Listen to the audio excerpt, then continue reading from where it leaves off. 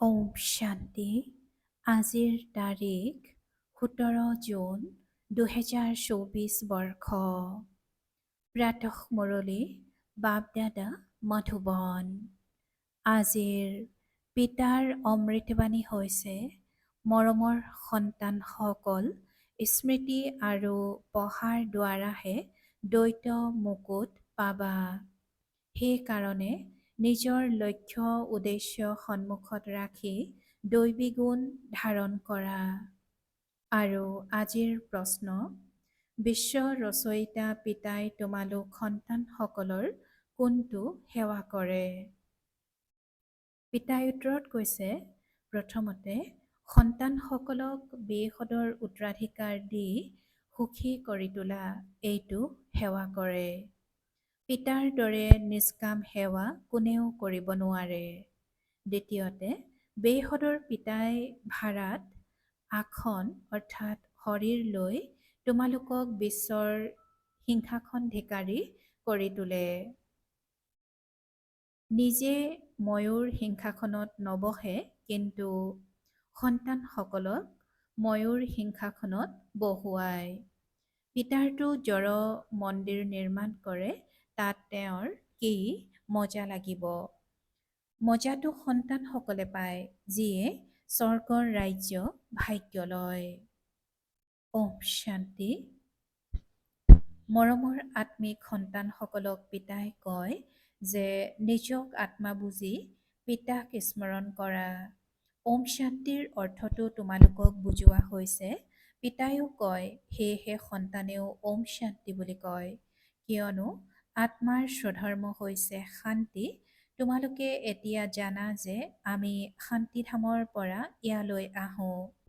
প্ৰথমে সুখধামলৈ, আকৌ চোৰাশী পুনৰ্জন্ম লৈ লৈ দুখধামলৈ আহোঁ। এইটো স্মৃতিত থাকে নহয়, সন্তানসকলে চোৰাশী জন্ম লয়, জীৱ আত্মা হয়। পিতা জীৱ আত্মা নহয়।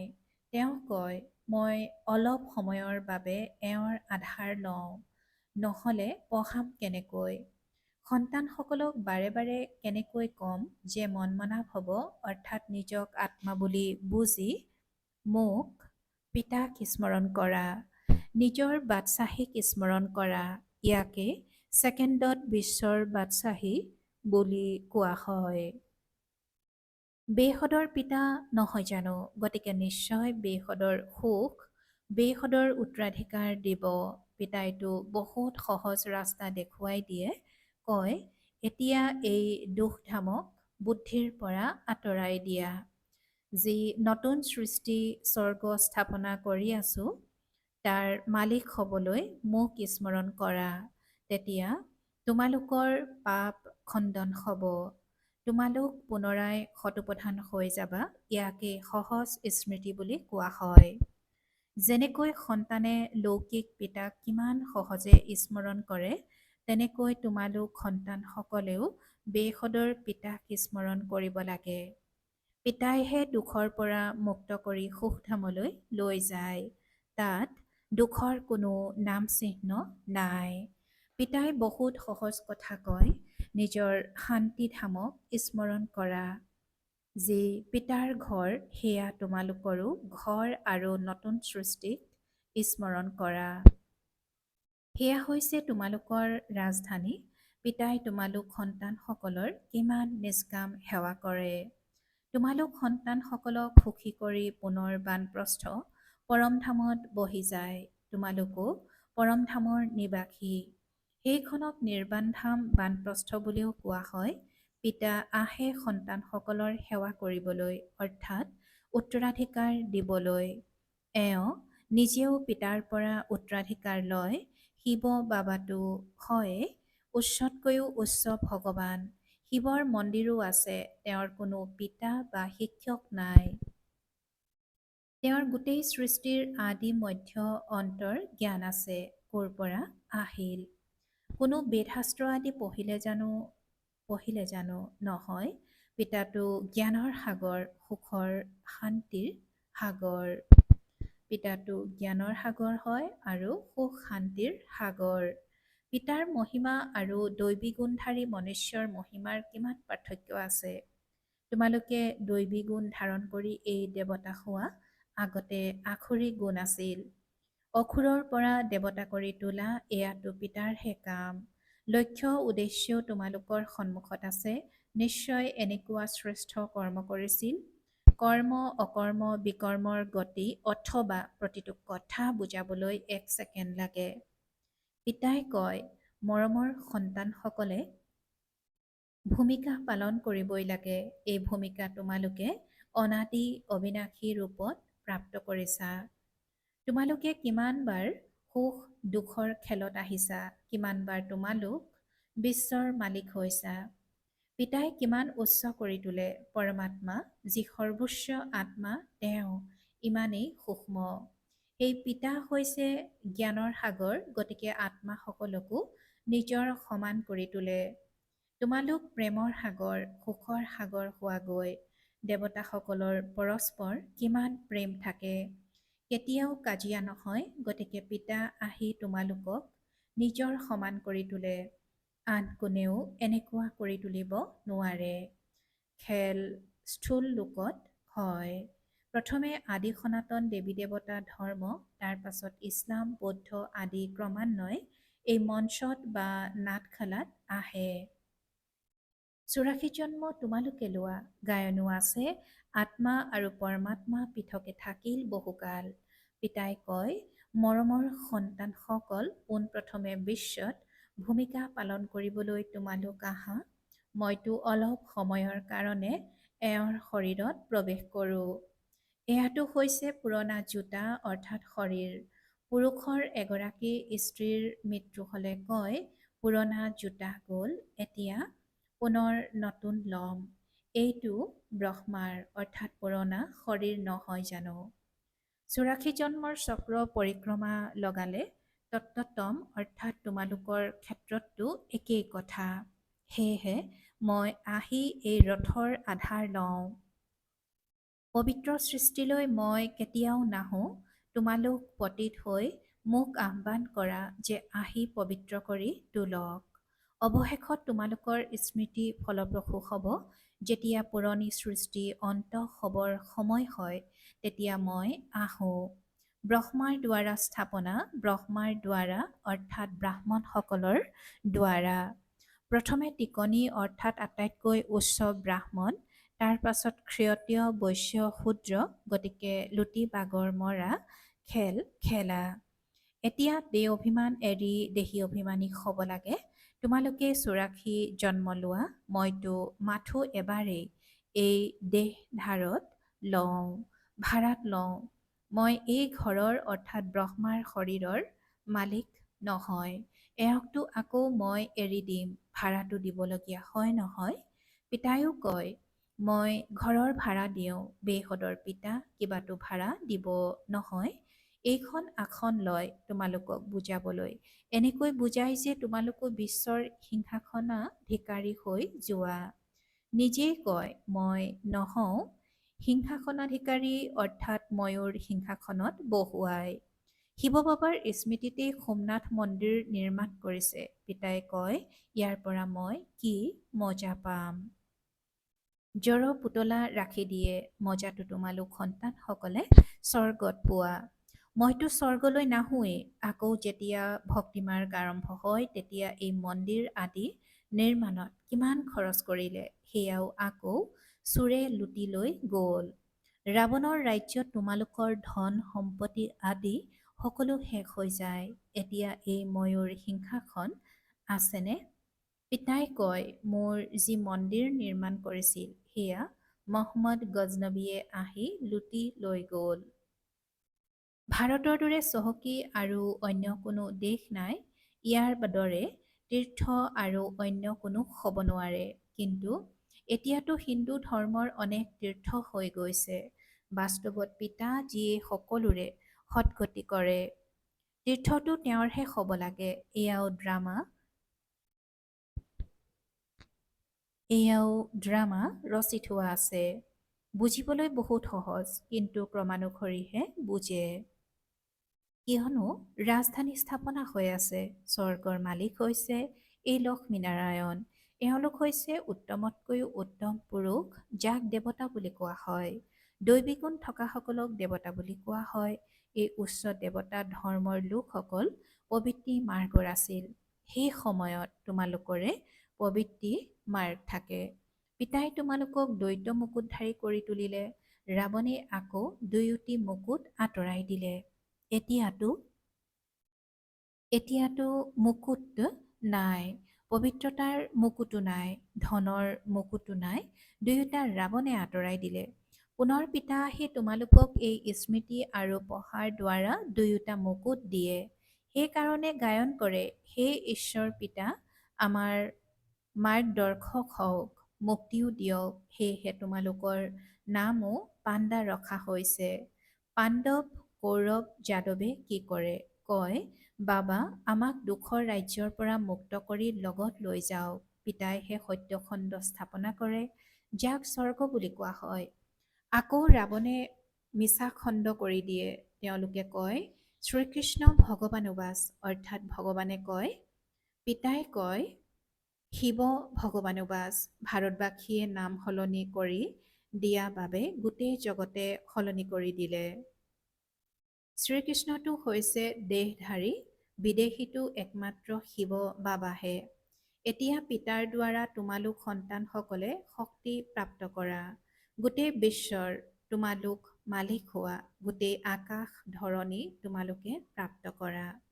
কল্পৰ 3/4 সময় কাৰো শক্তি নাই যে সেয়া তোমালোকৰ পৰা কাঢ়ি ল'ব পাৰে। তেওঁলোকৰ যেতিয়া বৃদ্ধি হৈ কুটিৰ ঘৰত হয়, তেতিয়া সৈন্য লৈ আহি তোমালোকৰ ওপৰত বিজয়ী হয়। পিতাই সন্তানসকলক কিমান সুখ দিয়ে। তেওঁৰ গায়নী হৈছে দুখহৰ্তা, সুখকৰ্তা। এই সময়ত পিতাই তোমালোকক কৰ্ম, অকৰ্ম, বিকৰ্মৰ গতি বুজায়। ৰাৱণ ৰাজ্যত কৰ্ম, বিকৰ্ম হৈ যায়। সত্যযুগত কৰ্ম, অকৰ্ম হৈ যায়। এতিয়া তোমালোকে এক সৎগুৰু পাইছা, যাক পতি সকলৰো পতি বুলি কোৱা হয়। কিয়নো সেই পতিসকলেও তেওঁক স্মৰণ কৰে। সেয়েহে পিতাই বুজায়, এইখন কিমান অপূৰ্ব ড্ৰামা, ইমান সূক্ষ্ম আত্মাত অবিনাশী ভূমিকা নিহিত হৈ থাকে, যে কেতিয়াও শেষ হৈ নাযায়। ইয়াকে অনাদি অবিনাশী ড্ৰামা বুলি কোৱা হয়। ঈশ্বৰ এজনেই, ৰচনা অথবা চিৰি আৰু চক্ৰ সকলো একেই। ৰচয়িতা আৰু ৰচনা কোনেও নাজানে। ঋষি মুনিসকলেও কৈ দিয়ে যে আমি নাজানো। এতিয়া তোমালোক সংগমত বহি আছা। তোমালোকৰ যুদ্ধ হৈছে মায়াৰ লগত। মায়াই কেতিয়াও এৰি নিদিয়ে।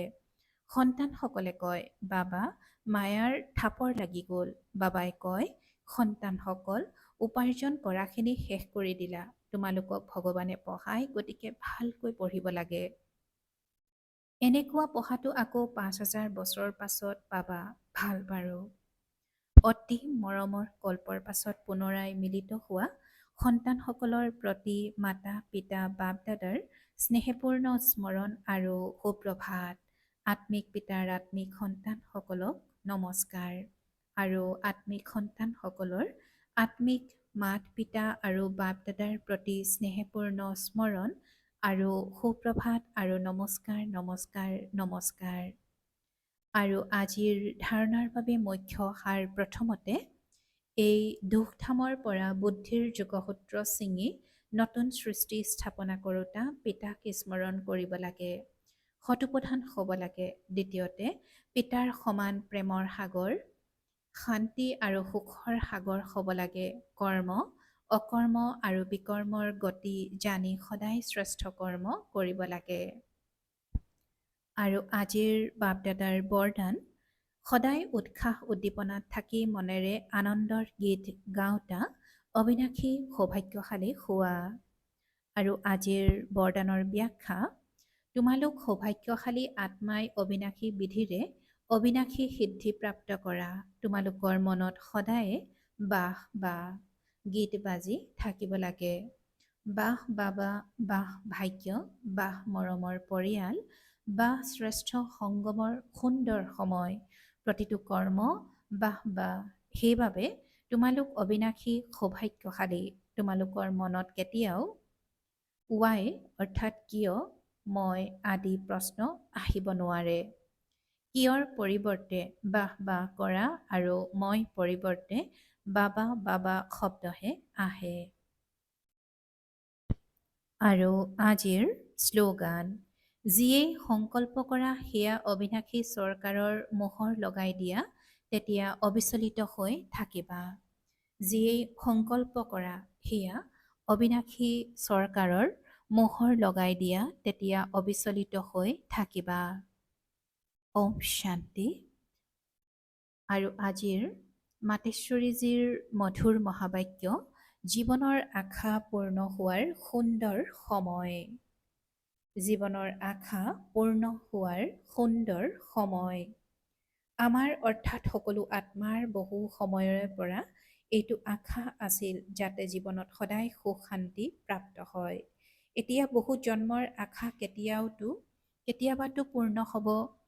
এতিয়া এইটো হৈছে আমাৰ অন্তিম জন্ম। সেই অন্তিম জন্মৰো অন্তৰ সময়। এনেকৈ কোনেও নুবুজে যে মইতো এতিয়া সৰু ডাঙৰ সকলোকে সুখটো লাগে নহয়, কিন্তু দুখ কি বস্তুৰ পৰা পোৱা যায়, প্ৰথমতে তাৰো জ্ঞান থকা উচিত। এতিয়া তোমালোকে জ্ঞান পাইছা যে এই 5 বিকাৰত বান্ধ খাই যোৱাৰ কাৰণে এয়া যি কৰ্মবন্ধনৰ সৃষ্টি হৈছে, সেয়া পৰমাত্মাৰ স্মৃতিৰূপী অগ্নিৰে ভস্ম কৰিব লাগে। এয়া হৈছে কৰ্মবন্ধনৰ পৰা মুক্ত হোৱাৰ সহজ উপায়। এই সৰ্বশক্তিমান বাবাক চলাফুৰা কৰোঁতে প্ৰতিটো শ্বাসত স্মৰণ কৰা। এতিয়া স্বয়ং পৰমাত্মা আহি এইটো উপায় শুনাই সহায় কৰে। কিন্তু এই ক্ষেত্ৰত পুৰুষাৰ্থ প্ৰত্যেক আত্মাই কৰিব লাগে। পৰমাত্মাটো পিতা, শিক্ষক, গুৰু ৰূপত আহি আমাক উত্তৰাধিকাৰ দিয়ে। গতিকে প্ৰথমে সেইজন পিতাৰ হৈ যোৱা, আকৌ শিক্ষকৰ পৰা পঢ়া, যাৰ দ্বাৰা ভৱিষ্যত জন্ম জন্মান্তৰ সুখৰ প্ৰাৰব্ধ গঢ়ি উঠে। অৰ্থাৎ জীৱনমুক্তি পদত পুৰুষাৰ্থ অনুসৰি পদবী পোৱা যায় আৰু গুৰুৰ ৰূপত পবিত্ৰ কৰি মুক্তি দিয়ে। গতিকে এইটো ৰহস্য বুজি এনেকুৱা পুৰুষাৰ্থ কৰিব লাগে, পুৰণা হিচাপ শেষ কৰি নতুন জীৱন গঢ়াৰ এয়াই সময়। এই সময়ত যিমানেই পুৰুষাৰ্থ কৰি নিজ আত্মাক পবিত্ৰ কৰি তুলিবা, সিমানেই শুদ্ধতা বাণীবদ্ধ হ'ব, আকৌ গোটেই কল্প চলিব। গতিকে গোটেই কল্পৰ আধাৰ হৈছে এই সময়ৰ পঢ়াৰ ওপৰত চোৱা। এই সময়তে তোমালোকে আদি মধ্য অন্তৰ জ্ঞান পোৱা। আমিয়েই সেই দেৱতা হ'ব লাগে আৰু এতিয়া আমাৰ হৈছে উৰন্ত কলা, পুনৰ তাত গৈ প্ৰাৰব্ধ ভোগ কৰিম। তাত দেৱতাসকল এই বিষয়ে জ্ঞাত নহয় যে আমি অৱনমিত হ'ম। যদি এইটো কথা জ্ঞাত হৈ যায় যে সুখ ভোগ কৰি পুনৰ অৱনমিত হ'ব লাগিব, তেন্তে অৱনমিত হোৱাৰ চিন্তাত সুখো ভোগ কৰিব নোৱাৰিব। সেয়েহে এইটো ঈশ্বৰীয় নিয়ম ৰচি থোৱা আছে যে মনুষ্যই সদায় আৰোহণ কৰিবলৈ পুৰুষাৰ্থ কৰে, অৰ্থাৎ সুখৰ কাৰণে উপাৰ্জন কৰে। কিন্তু ড্ৰামাত আধা আধা ভূমিকা নিৰ্ধাৰিত হৈ আছে, যিটো ৰহস্যক আমি জানো, কিন্তু যিখিনি সময় সুখৰ বাবে, তেন্তে পুৰুষাৰ্থ কৰি সুখ ল'ব লাগে। এয়া হৈছে পুৰুষাৰ্থৰ বিশেষত্ব। ভাৱৰীয়াৰ কাম হৈছে ভূমিকা পালন কৰাৰ সময়ত সম্পূৰ্ণ বিশেষত্বৰে ভূমিকা পালন কৰা, যাতে দৰ্শকসকলে বাহ বাহ কৰে। সেইকাৰণে মুখ্য নায়ক নায়িকাৰ ভূমিকা দেৱতাসকলে প্ৰাপ্ত কৰিছে, যাৰ স্মাৰক চিত্ৰৰ গায়ন আৰু পূজা কৰা হয়। সেইকাৰণে মুখ্য নায়ক নায়িকাৰ ভূমিকা দেৱতাসকলে প্ৰাপ্ত কৰিছে, যাৰ স্মাৰক চিত্ৰৰ গায়ন আৰু পূজা কৰা হয়। নিৰ্বিকাৰী প্ৰবৃত্তিত থাকি পদুম ফুলৰ দৰে অৱস্থা গঢ়ি তোলা, এয়াই দেৱতাসকলৰ বিশেষত্ব। এই বিশেষত্বক পাহৰাৰ কাৰণেই ভাৰতৰ এই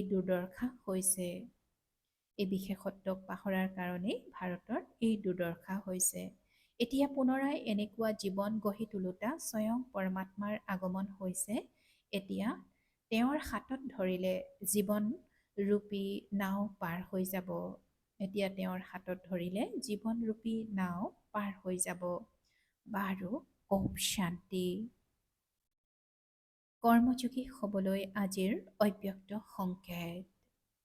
কৰ্মযোগীৰ প্ৰতিটো কৰ্ম চৰিত্ৰৰ সমান গায়নযোগ্য হয়। প্ৰতিটো কৰ্মৰ মহিমা কীৰ্তন কৰাৰ যোগ্য হয়। যেনেকৈ ভক্তসকলে কীৰ্তনত বৰ্ণনা কৰে যে এওঁৰ দৃষ্টি অলৌকিক, চলন অলৌকিক। প্ৰতিটো কাৰ্যই ইন্দ্ৰিয়ৰ সীমাহীন মহিমা কৰে। এনেকুৱা প্ৰতিটো কৰ্ম মহান অৰ্থাৎ মহিমাযোগ্য হওক।